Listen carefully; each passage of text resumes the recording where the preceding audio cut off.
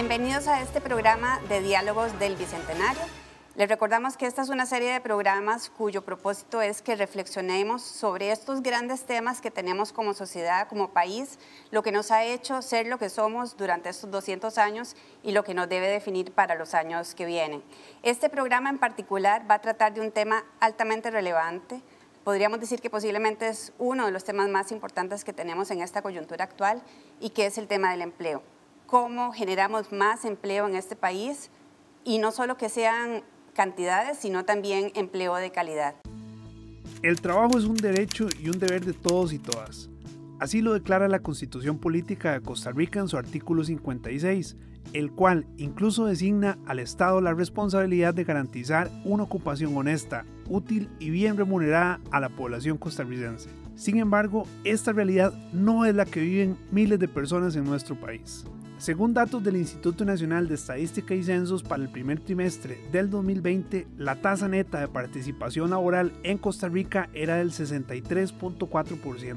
Esto corresponde a la proporción de personas en edad laboral que activamente trabajan o buscaban empleo durante el periodo estudiado. Asimismo, a pesar de los avances en materia de equidad de género, la brecha entre hombres y mujeres en el mercado laboral continúa siendo amplia, pues mientras el 70.7% de los costarricenses forman parte del mercado laboral, apenas el 46% de las mujeres labora fuera del hogar. Pero, ¿qué hay de quienes no cuentan con un empleo? Durante el primer trimestre del año, cerca de 12 de cada 100 personas en el mercado laboral no contaban con un trabajo remunerado. No obstante, el impacto de la crisis económica ocasionada por el COVID-19 en Costa Rica ha elevado la cifra a un 20.1%. El mayor porcentaje de personas desempleadas en nuestro país corresponde a aquellas personas entre los 25 y los 44 años y constituía hasta marzo un 40.6% del total de personas en desempleo. El porcentaje de las mujeres costarricenses en dicha situación es hasta 10% mayor que el porcentaje de hombres sin empleo. Además, las regiones más afectadas por la falta de trabajo son la región Chorotega y la región Brunca, mientras que la región central presenta la mayor tasa de ocupación. En Costa Rica, más de 190,000 personas perdieron su empleo durante el último año. Seguimos con Diálogos del Bicentenario. Este programa vamos a hablar sobre cómo producir en este país más y mejor empleo. Y les voy a presentar a nuestros invitados. Tenemos a Andrés Valenciano Yamuni, quien debo decir y recalcar que es un joven líder, eso es muy importante, es ingeniero administrador público. Él tiene una importante trayectoria en el desarrollo de estudios de investigación académica y ha ocupado cargos muy importantes como en el Centro Interamericano para la Salud Global y también fue parte de la Unidad de Pobreza y Objetivos de Desarrollo del Programa de Naciones Unidas. Pero Andrés ahora tiene una particular ocupación que tiene mucho que ver con este tema del cual vamos a hablar. Andrés es el presidente ejecutivo del Instituto Nacional de Aprendizaje y de él vamos a entender mucho de la dinámica que el instituto trabaja para generar ese empleo de calidad que queremos. Y tenemos también a una reconocida empresaria de este país, Gisela Sánchez, es la primera, además con mucho orgullo, mujer que nos representa en la Junta Directiva de AmCham, la Cámara de Comercio Costarricense Norteamericana, como presidenta. Gisela además es directora de Relaciones Corporativas de Florida Ice & Farm, que es una empresa costarricense que tiene operaciones no solo en Centroamérica, sino también en Estados Unidos. Antes de trabajar para FIFCO, ella fue consultora para distintos gobiernos, para ONGs y para compañías en Centroamérica en las áreas de competitividad y responsabilidad social empresarial. Y con Gisela, sin duda, vamos a tener una visión muy interesante, no solo porque ella ha desarrollado proyectos para generar empleo de calidad, sino también porque por su posición en AmCham va a poder decirnos cuál es la visión que el sector empresarial tiene sobre este tema.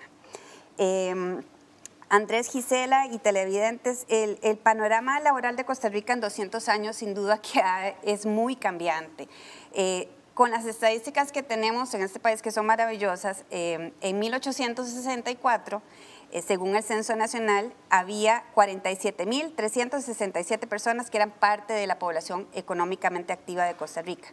La mitad de estas personas se desempeñaban en agricultura y en pesca. Luego, un siglo después, en 1963, había 395.273 personas en la población económicamente activa y siempre la mitad estaban en la actividad agrícola. Luego estaban servicios y luego industria.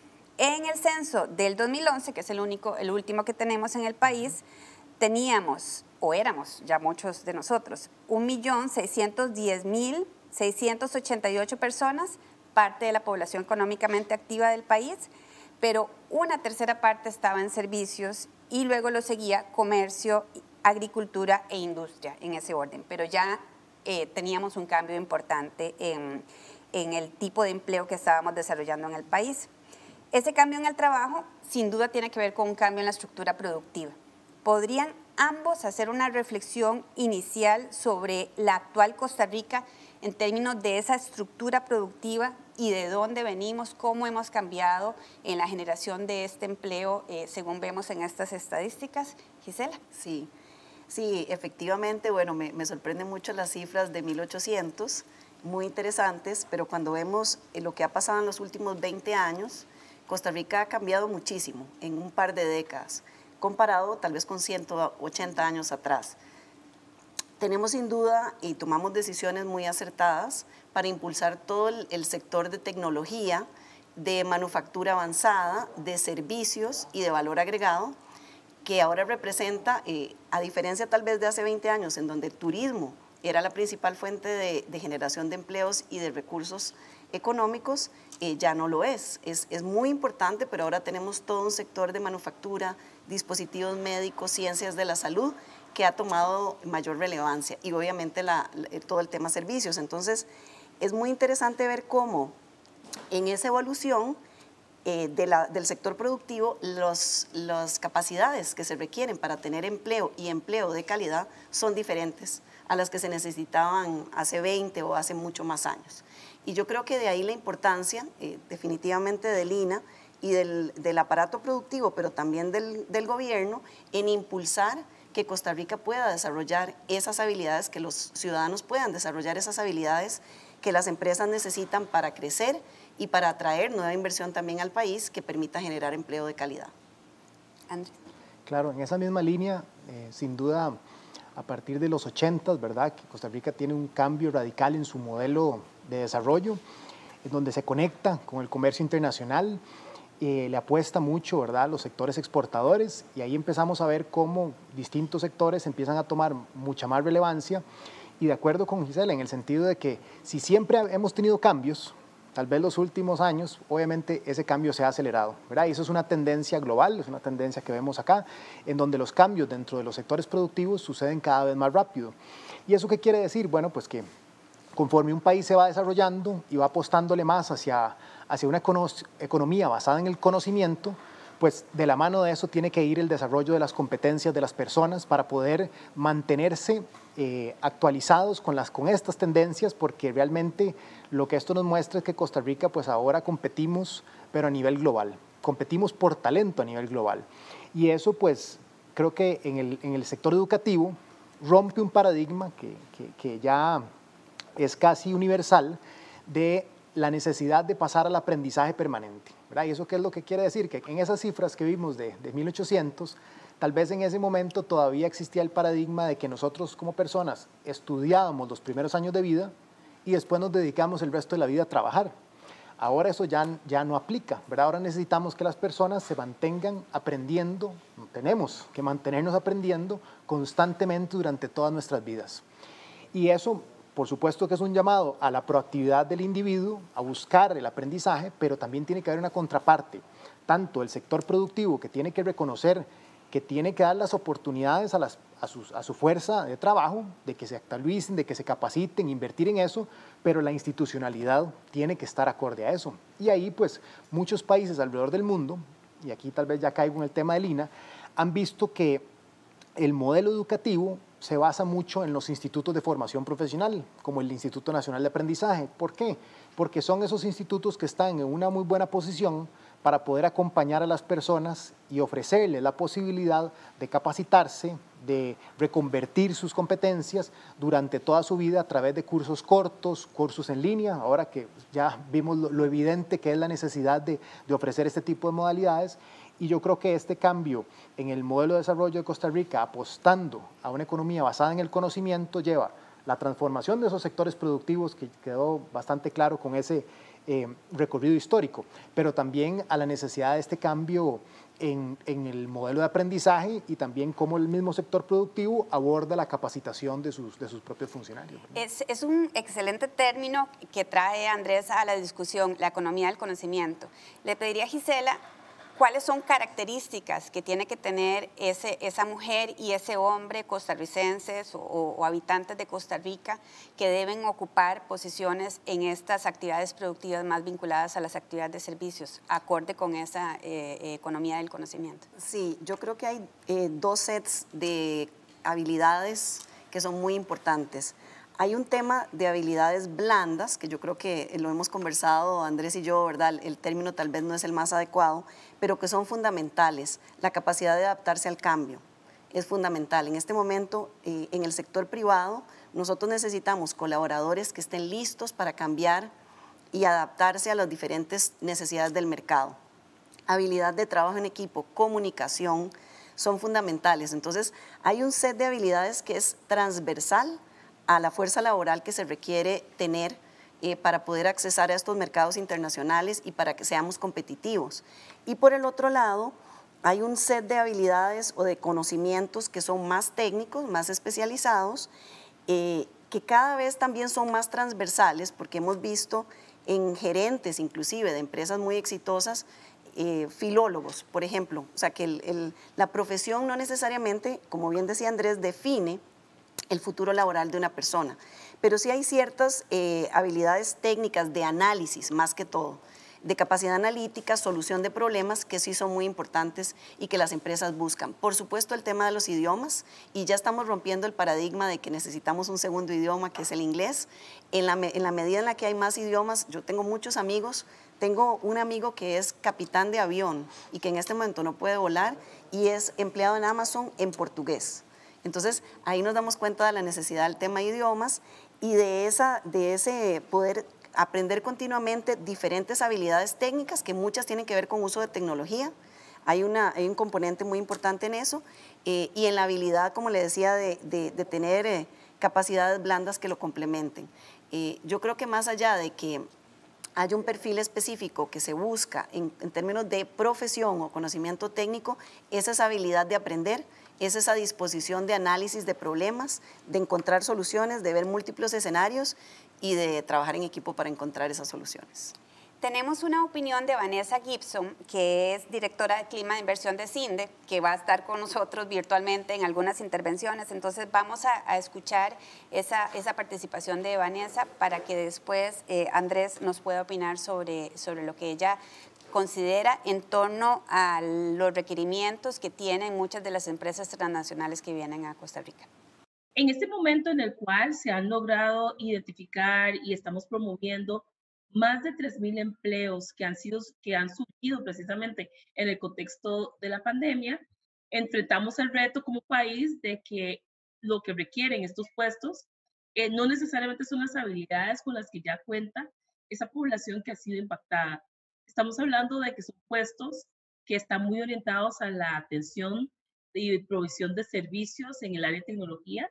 Por lo tanto, se requiere que las personas tengan un segundo idioma, en este caso inglés, que además de eso tengan conocimientos en el manejo de tecnología, habilidades blandas que han venido surgiendo y requiriéndose por parte de las empresas, como la resiliencia, la comunicación asertiva, la capacidad analítica y demás. Entonces, de alguna manera, el reto que enfrentamos significativo en el tema del mercado laboral actual es esa brecha significativa de las escasez de habilidades que en este momento generan empleos, pero que no logran atraer o lograr colocar a la población que ha sido impactada y desempleada en este momento en esas nuevas oportunidades laborales. Andrés, lo que nos dice Vanessa es que CINDE, en sus, digamos, cualidades tan particulares y especiales que tanto han aportado para atraer inversión, puede colocar ya a 3.000 personas. En promedio, nosotros tenemos cada año 50.000 personas que se incorporan a la población económicamente activa, al mercado laboral. ¿Qué cualidades deben tener esos hombres y mujeres desde la perspectiva de Lina, según lo que menciona Gisela, lo que nos dice Vanessa en esa demanda? ¿Qué cualidades? Sí, bueno, aquí vemos que hay mucha coincidencia en lo que menciona Gisela con lo que mencionó Vanessa, ¿verdad? De la necesidad de pasar a hablar de puestos de trabajo a hablar de competencias. Y muchas de esas competencias son transversales, ¿verdad? Vemos que si una persona maneja un segundo idioma, domina el uso de las plataformas tecnológicas y además tiene algún conocimiento técnico, Vanessa mencionó algunos asociados a servicios de soporte, servicio al cliente, ¿verdad? Que son de los que más han generado empleo, pues por lo menos en el régimen de zona franca, donde trabaja mucho CINDE. Pues para el INA esto, al igual que otros institutos de formación profesional en el mundo, lo que se ha estado demostrando es que la formación profesional, que para muchos en Costa Rica, si hacemos ese repaso histórico sobre la formación profesional y la educación técnica, en Costa Rica, al igual que en muchos países en América Latina, se podían ver como que era una cosa de segunda categoría. Y ahora ya por dicha hemos estado entendiendo que al igual que otros países alrededor del mundo que desde hace muchísimos años le apuestan a la formación profesional, precisamente le brinda a la población esas habilidades, esas competencias técnicas para insertarse de manera rápidamente en el mercado laboral. Es decir, hoy las personas con conocimientos técnicos tienen una salida al mercado laboral bastante rápida, incluso en muchos casos mucho más que graduados universitarios, dependiendo de las áreas. En el último reporte de la OECD sobre empleo, que salió hace, si acaso, 3 semanas a nivel global, muy interesante porque hacen un repaso de la situación laboral alrededor del mundo, pero uno de los 5 capítulos lo dedican exclusivamente a la formación profesional, porque dicen los países que han estado apostando por el desarrollo técnicos, precisamente en las competencias que mencionó Gisela y que menciona Vanessa, han logrado tener pues índices de desempleo muchísimo más bajos. Entonces ahí estamos viendo la necesidad de motivar a la población y obviamente instituciones como el INA, de los colegios técnicos, de seguir fortaleciéndolos para poder brindar esas competencias. Y termino diciendo que son transversales y eso es muy importante porque significa que, volviendo al ejemplo del piloto que mencionó Gisela, eso es un ejemplo clarísimo. Si hablamos de competencias y le damos a las personas competencias que son transversales, muchas veces se pueden mover de una industria a otra de manera muy fluida porque ya todos estamos hablando el mismo idioma. Una persona que tal vez no hubiera sido considerada por su carrera, por su profesional, tiene ciertas competencias que puede aplicar en diferentes áreas. Y esa facilidad de adaptarse, que lo mencionó Gisela también, es fundamental para desenvolverse en un mundo laboral que dijimos es cambiante, ¿verdad? Y por ende las personas tienen que tener esa misma habilidad. Yo nada más me gustaría agregar algo porque vos has hecho la pregunta las 2 veces, tanto a Gisela como a mí, mencionando hombres y mujeres, ¿verdad? ¿Qué necesitan los hombres y las mujeres? Y ahí sí sería bueno que hablemos porque en Costa Rica tenemos un gran reto de cómo promover que más mujeres logren insertarse en el mercado laboral y eso es una parte importantísima del rompecabezas. Y vamos a hablar sobre el tema de mujeres y de personas jóvenes. Vamos a hacer una pausa y vamos a pasar a analizar el tema tal vez ya desde una perspectiva un poquito más negativa pero más realista, que es la cara de la moneda del empleo, que es el desempleo frente a esta coyuntura que tenemos. Así que hacemos una pausa y volvemos con nuestros invitados.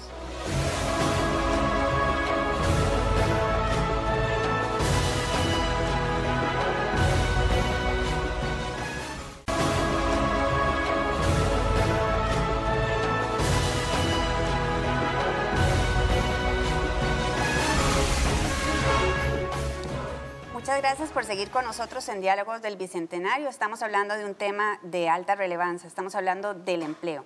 Nos encontramos en esta sesión de diálogo con Gisela Sánchez, quien es una líder empresarial muy destacada, presidenta de AmCham en Costa Rica, y con Andrés Valenciano, presidente ejecutivo del INA. Y vamos a seguir conversando con ellos sobre este reto del empleo. Y lo vamos a ver con la cara actual, con los datos de desempleo. Según proyecciones del Instituto de Investigaciones Económicas de la Universidad de Costa Rica, en comercio, por este entorno de la pandemia que tenemos y lo que va a seguir adelante, estamos hablando de tasas de reducción del empleo del 32%. y ya vimos que el comercio es un sector muy importante de la actividad productiva. Estamos hablando de 100,000 personas que podrían perder el empleo, que ya lo están perdiendo y que podrían seguir perdiendo el empleo. En actividades de alojamiento y servicios de comida, pérdidas de hasta el 50% de las posiciones laborales, impactando a 70,000 personas, más sus familias.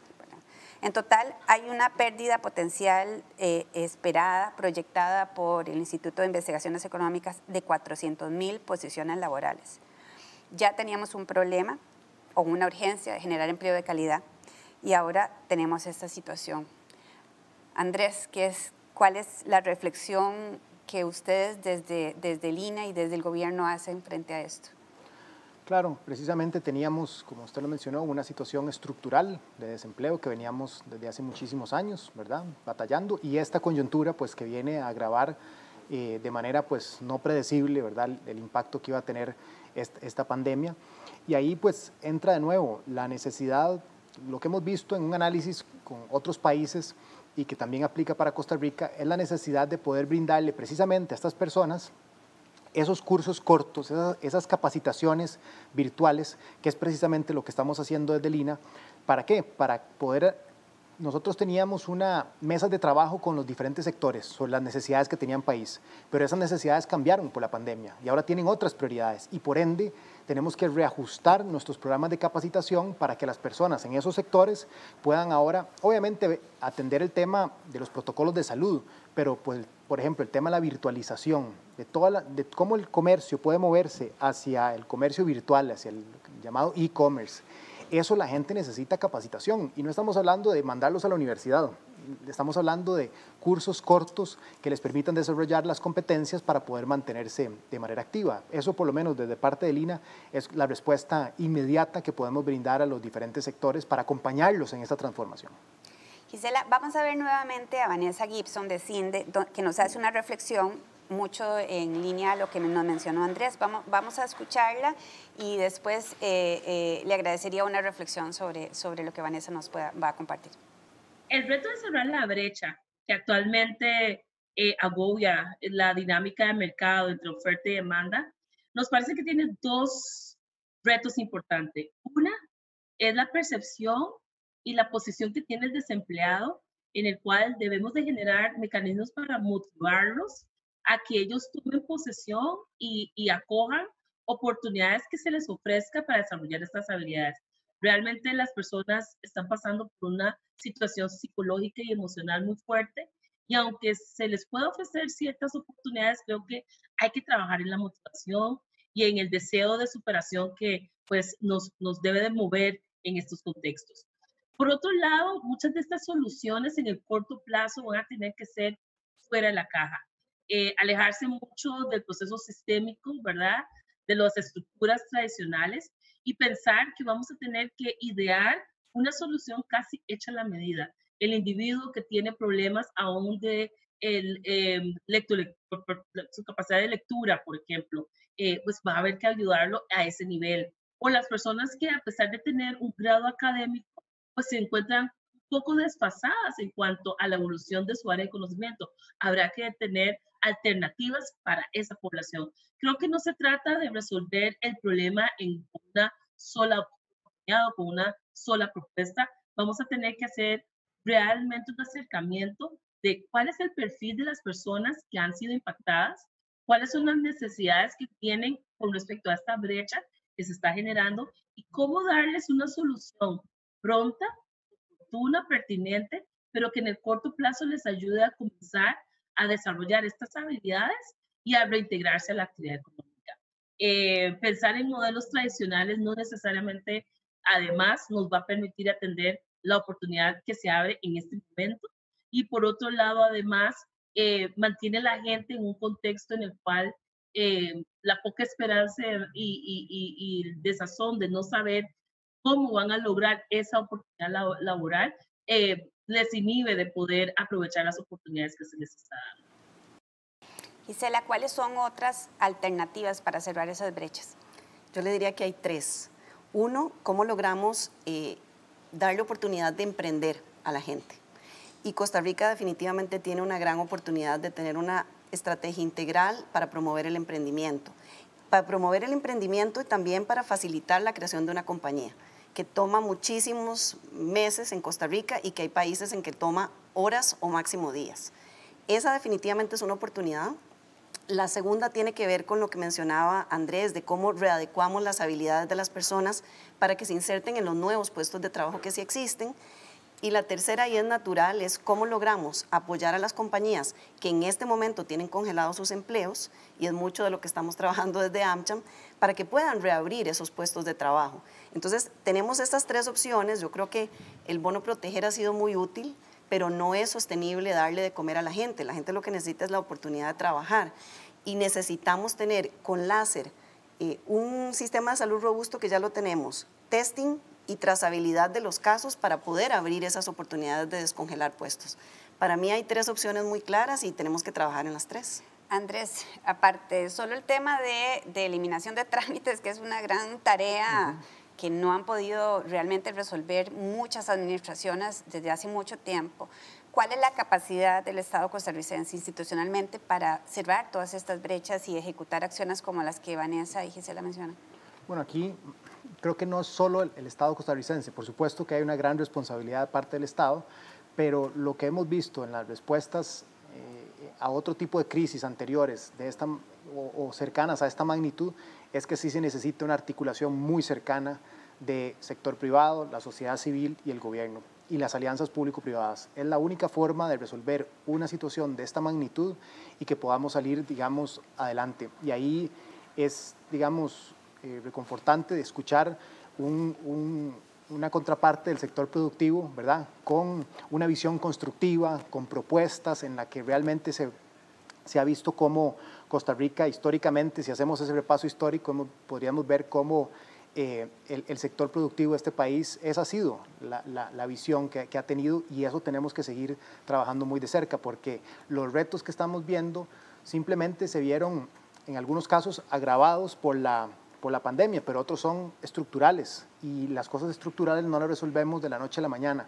Entonces, de verdad que, por ejemplo, para el INA, una institución que al final de cuentas trabaja formando esas competencias, la cercanía que tenemos que tener con el sector productivo para entender las demandas, las necesidades nuevas, porque, como les digo, nosotros montamos mesas de trabajo con los diferentes sectores productivos, turismo, la industria alimentaria, sector industrial, sector comercio y servicios, para entender, bueno, ahora en medio de esta pandemia, cuáles son esas nuevas necesidades y cómo el INA puede ser un aliado justamente para ayudar a las personas a que tienen trabajo, a que lo mantengan. Eso es muy importante. Y aquellas personas que han visto pues, su situación laboral afectada, pues ayudarles a reconvertirse rápidamente, ya sea con los cursos de inglés que estamos dando, con las capacitaciones en materia de comercio virtual, o las necesidades que van surgiendo en el desarrollo de los protocolos de los mismos sectores, ¿verdad? La pandemia sin duda puso a prueba la institucionalidad costarricense del sector salud, y hasta ahora vamos bien librados. Pero la prueba de la institucionalidad productiva, de esta reconversión y de estas demandas que genera la pandemia, sin duda son enormes. Y de eso podríamos hablar mucho rato. Pero vamos a ir a una pausa, y después, cuando regresemos con Andrés y con Gisela, vamos a conversar casualmente de lo que ustedes introdujeron. Vamos a hablar de dos grandes sectores de la población que ya venían con problemas, que ya no teníamos capacidad en el país para atender todas sus demandas en términos del empleo, y que sin duda ahora es muy probable que la situación también se va a complicar. Así que vamos a esta pausa y regresamos en este nuevo bloque.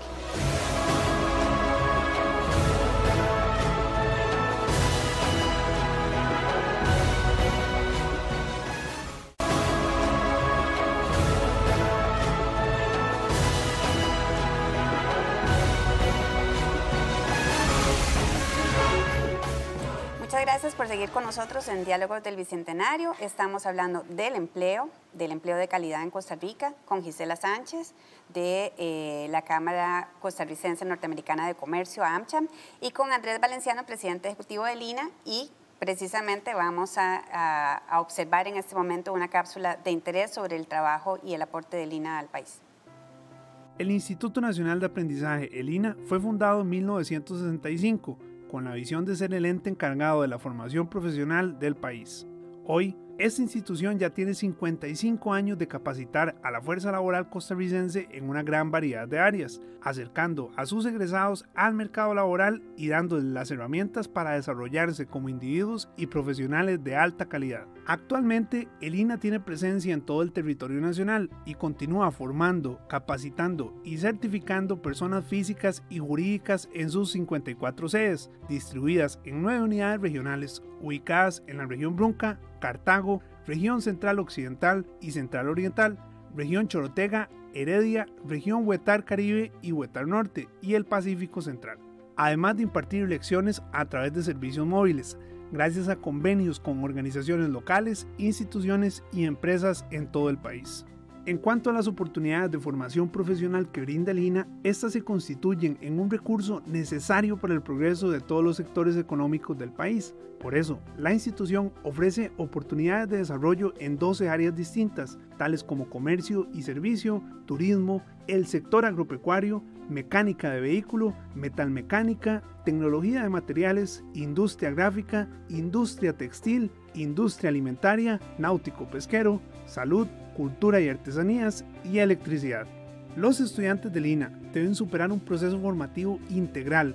Por eso, además de las herramientas que sus formadores les ofrecen en las distintas lecciones, ellos y ellas pueden acceder también a otros beneficios complementarios como la orientación profesional, los programas de ayuda socioeconómica, la atención psicopedagógica y psicológica, actividades deportivas, artísticas y recreativas y apoyo educativo a poblaciones con necesidades especiales o alguna discapacidad, entre otros. Además, para asegurarse de que todas las personas interesadas en una formación profesional puedan tener acceso a esta, la institución ofrece sus servicios bajo las modalidades presencial, a distancia, virtual y dual. Asimismo, el Instituto Nacional de Aprendizaje ofrece su formación y conocimiento a empresas que requieran desarrollar proyectos que les permitan potenciar su productividad.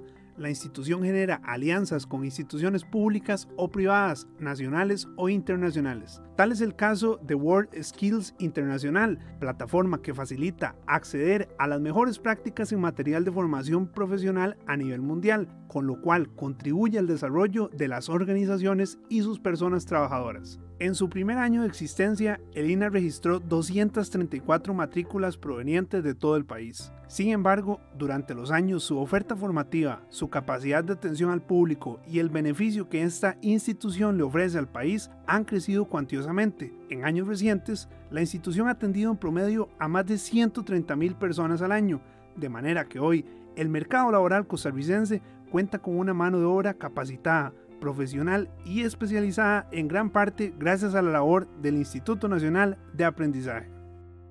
Vamos a hablar ahora en esta entrevista del empleo sobre la población joven, personas con edades entre los 15 y los 24 años, que ya venían sufriendo el problema del desempleo. Antes de la pandemia, la tasa de desempleo para esta población era del 23%, más del doble de las personas entre 25 y 34 años. Y además, la estadística nos mostraba que los jóvenes permanecen más tiempo desempleados que los adultos.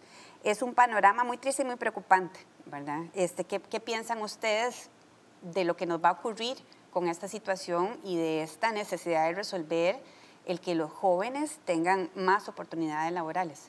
Yo creo que nosotros tenemos una respuesta país y es la educación dual.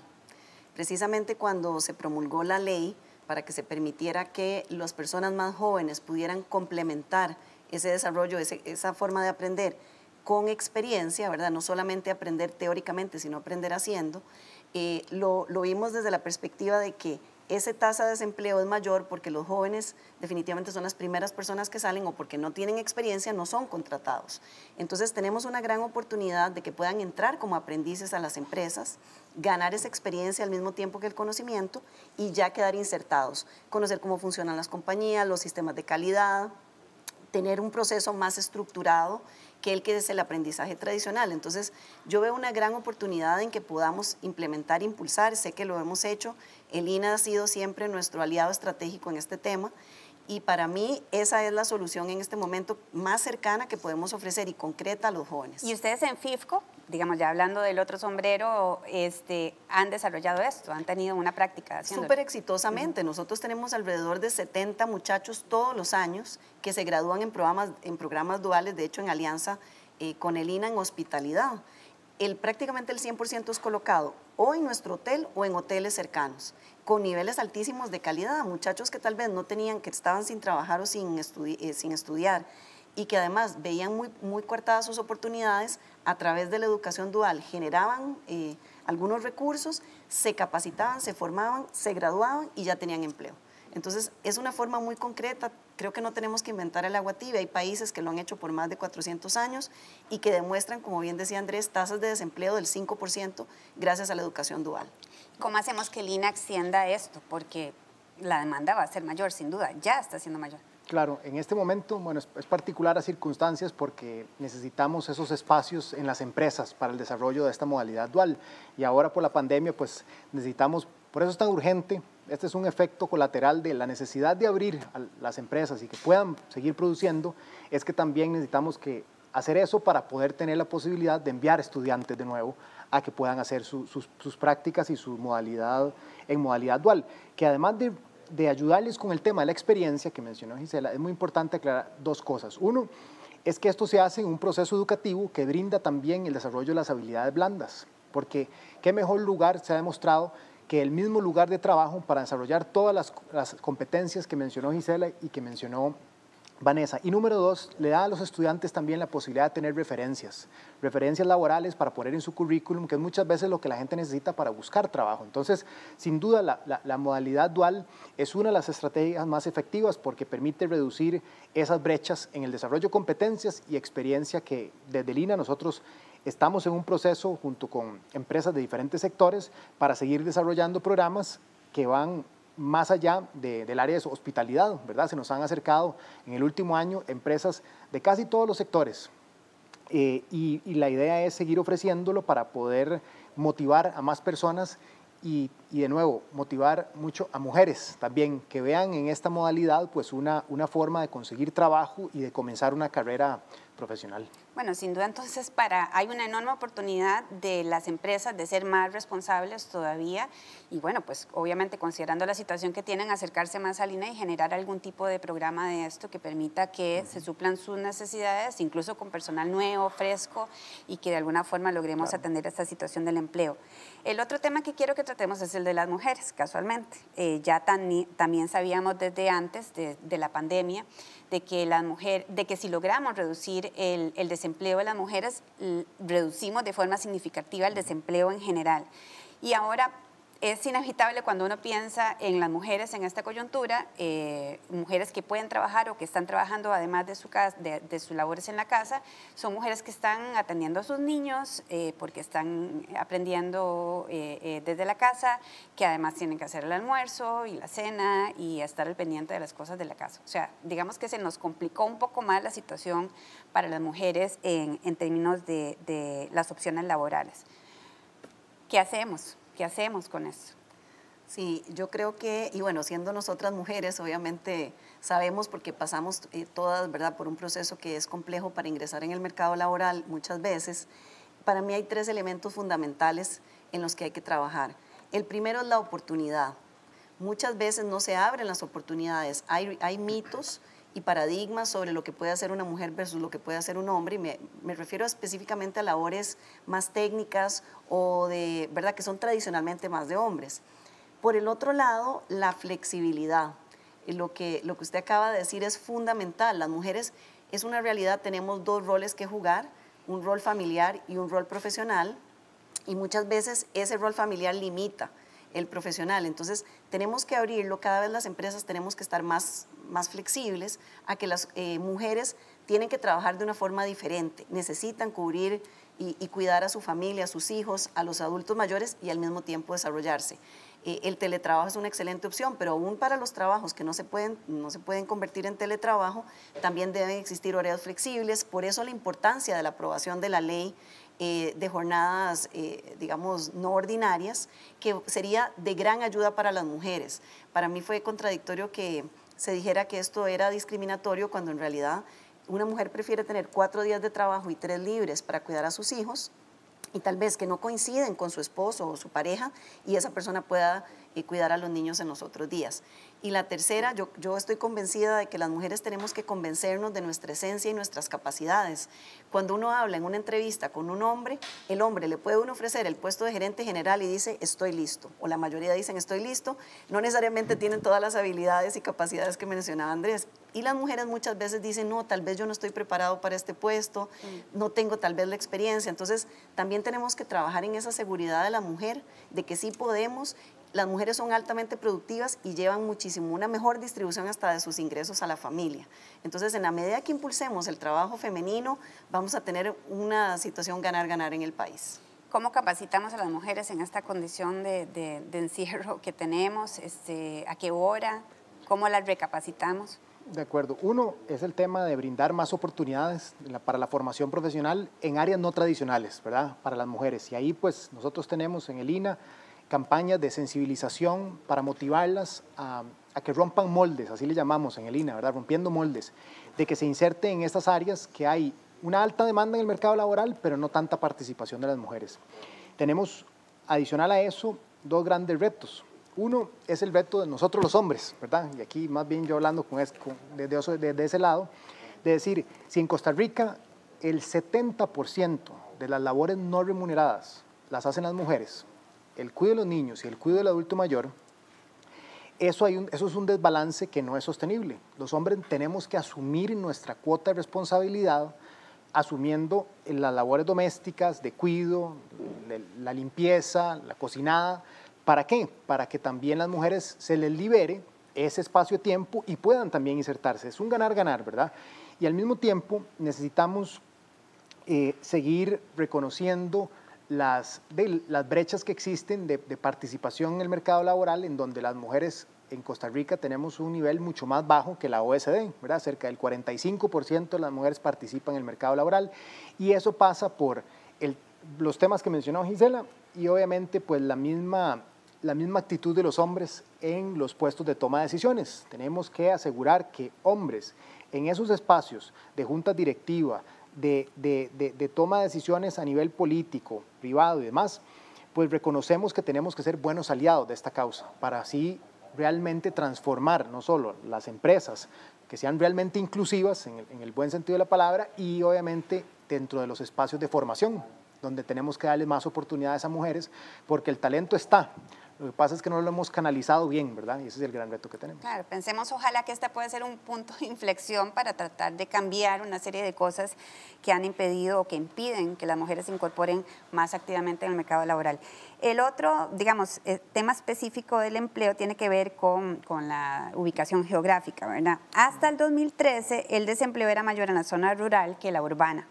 Sin embargo, a partir de ese año los patrones cambiaron, en el sentido que el desempleo rural continuó bajando, pero el urbano creció, ¿verdad? Y en el caso del desempleo en zona rural, está principalmente en zonas fronterizas o en las costas. Entonces, tenemos que generar empleo de calidad en la zona urbana, porque ahí está aumentando el desempleo, con ciertas características de las empresas que se ubican ahí, pero además hay que generar empleo en la zona rural, donde no hay tantas oportunidades laborales, ¿verdad? Y además atender estos requerimientos en las costas, que por ejemplo ahora tenemos el problema con el turismo, y en las fronteras. El tema entonces de zonas urbano, rural, ¿cómo lo maneja el INA para atender los requerimientos particulares que se tienen?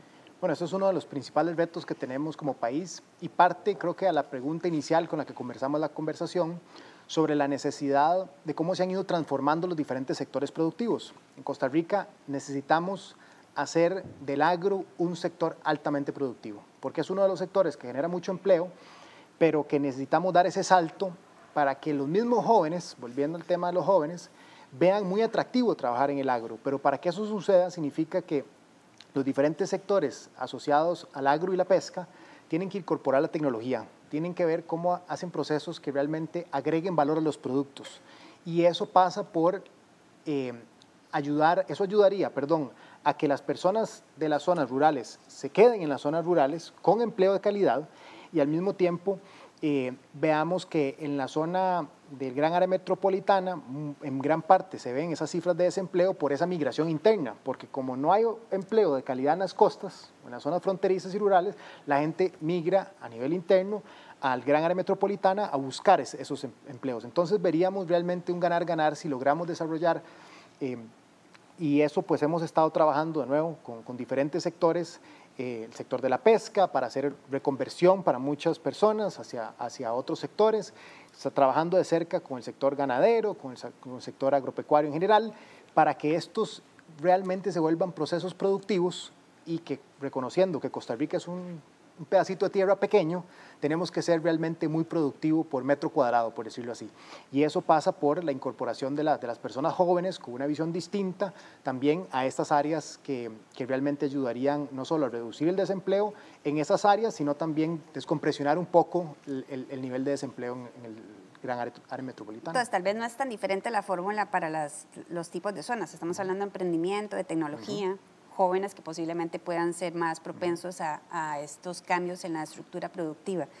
Y el otro tema que quiero tratar específico tiene que ver con empleo informal, ¿verdad? Que es el otro gran tema, no solo de Costa Rica, sino de América Latina. Más de 1 millón de personas estaban antes de la pandemia en condición de informalidad laboral, sin ningún tipo de garantía sobre su futuro laboral, ¿verdad? En Costa Rica, esta tasa de informalidad ha venido creciendo. Digo, no es que es tan alto como en otros países de la región, pero el crecimiento ha sido importante en los últimos años y la participación laboral ha disminuido. ¿Coinciden ustedes en que no ha existido una agenda articulada que promueva la creación de empleo, que han habido acciones, digamos, sueltas o políticas aisladas sin resultados trascendentales? Yo creo que tenemos una gran oportunidad de facilitar la formalización. Claramente el país ha venido en la dirección contraria. Hemos venido hacia la informalización porque es difícil hacer negocios, porque la institucionalidad, que es muy importante en un país, y Costa Rica es un ejemplo de eso, se ha vuelto tan difícil de manejar que la gente decide irse a la informalidad, las tasas impositivas son muy altas. Entonces, sí existe una oportunidad de manera integrada en que el gobierno desarrolle una estrategia que incluya cómo se maneja la caja, o sea, las cargas sociales, que incluya la facilitación de formalizarse, ¿verdad? Porque solo el hecho de crear una empresa o de hacer un empleo formal es complejo. La gente no lo entiende, no sabe cómo hacerlo, cómo navegar ese proceso. Entonces, sí, yo sí creo que existe una gran oportunidad para el país de aprovechar la pandemia, no solamente ser reactivos a la pandemia para ver cómo le damos oportunidades, sino también de verlo como una oportunidad y de salir fortalecidos como país. Nos encantaría ver una estrategia integral de formalización y nos encantaría ver una estrategia integral de promoción de la creación de empleos como la que tienen países, inclusive en África, donde dicen, si usted quiere poner una empresa en Costa Rica, en 2 días la tiene lista. Entonces, eso motiva a la gente a reconvertirse, eso le quita miedo de que no voy a ser luego perseguido y va a ser muy complicado. Y la realidad es que estas personas que usted mencionaba, que viven en la informalidad, tampoco pueden quedarse en casa. Entonces hay una contradicción, lo conversábamos ahora, entre poder administrar la pandemia de manera correcta y generar los alimentos, o sea, se necesita empleo. No pueden quedarse en casa, no pueden tener distanciamiento físico porque viven hacinados y no necesariamente tienen los recursos para una mascarilla o una careta. Entonces, existe una oportunidad de oro, yo creo, en todo el liderazgo del sector económico del país, en unirse y en aprovechar esta oportunidad para desarrollar algunas políticas integrales que nos permitan usar la pandemia más bien como una plataforma y acelerar nuestro desarrollo. ¿Cómo hacemos esa agenda articulada, Andrés? Creo que hay que complementar lo que dice Gisela de la creación de nuevas empresas con la sobrevivencia de las actuales, porque mucho de lo que pasa en Costa Rica, y esto bien documentado está, es que las pymes que se crean pasan 2-3 años y mueren. Y ahí necesitamos, y ahí tenemos por dicha una muy buena experiencia con el programa Alivio, que nosotros lanzamos junto a Procomer, el Sistema Banca de Desarrollo, precisamente en esa línea, reconociendo que hay pequeñas y medianas empresas que en ese caso, por ser un programa de la mano con Procomer, que tenían potencial exportador o a punto de exportar. ¿Y qué dijimos? No solo darles fondos no reembolsables, sino de la mano de los fondos no reembolsables, el acompañamiento empresarial, una asistencia técnica. ¿Para qué? Para asegurar que en medio de esta pandemia logran sobrevivir, pero no es solo sobrevivir, queremos que salgan fortalecidos al final de esto, entendiendo las nuevas dinámicas de mercado para que puedan al mismo tiempo que mantienen el empleo generado, ojalá generar más encadenamientos, más empleo y demás. Ese tipo de recomendaciones muy alineadas al último Estado de la Nación, que salió en el 2019, en donde decía, nuestro parque empresarial, realmente el 10% de todo el parque empresarial genera casi el 75% del empleo. Es decir, hay un montón de pequeñas y medianas empresas que generan muy poco empleo porque son poco productivas. Entonces, este tipo de programas que buscan la transformación productiva de las pymes son realmente la estrategia de desarrollo para el parque empresarial, porque si seguimos manteniendo a muchas pymes muy pequeñas que no generan empleo y son muy bajas en su productividad, no vamos a lograr generar la cantidad de empleo que se requiere en los niveles que el país necesita. Bueno, la dinámica de este programa es que ustedes tienen que hacer una pregunta a los participantes del siguiente y ustedes reciben también preguntas de los participantes anteriores. Entonces, el doctor Christian Marín Müller les dejó una pregunta. Ellos estuvieron hablando, él estuvo en el programa que habló sobre la situación de las epidemias en Costa Rica y entonces vamos a escuchar la pregunta que les dejó para que ustedes le respondan. ¿Cómo podemos asegurar el bienestar de la población más pobre y más vulnerable de nuestro país, especialmente toda esta gente que ahorita está sin trabajo o en riesgo de perder su trabajo a causa de esta pandemia? Muy puntual. Sí, en mi caso yo creo que podamos transformar la estrategia que ahora es de zonas naranjas, zonas amarillas, a algo más láser, que no se bloquee la actividad económica de sectores muy grandes, sino que el gobierno tenga la capacidad de ir cada vez más a distrito, ojalá a comunidad, y poder entonces generar más empleos descongelando los que están en este momento congelados.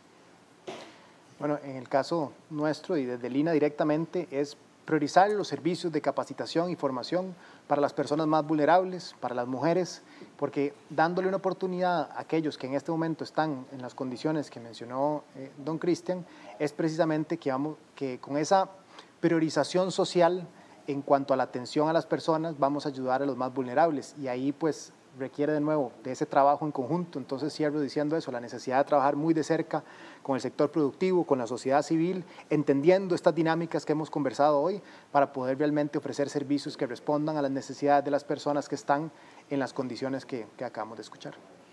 El próximo programa va a tratar de un tema que tiene una enorme vinculación con este que hemos tratado hoy, que es el tema de la tecnología, el impacto de la tecnología y las telecomunicaciones en Costa Rica. Entonces, vamos a ir al corte final y a la parte final de esta entrevista y por favor vayan ustedes preparando la pregunta que van a hacer sobre el impacto de la tecnología y entramos a la fase final del programa, así que ya casi regresamos.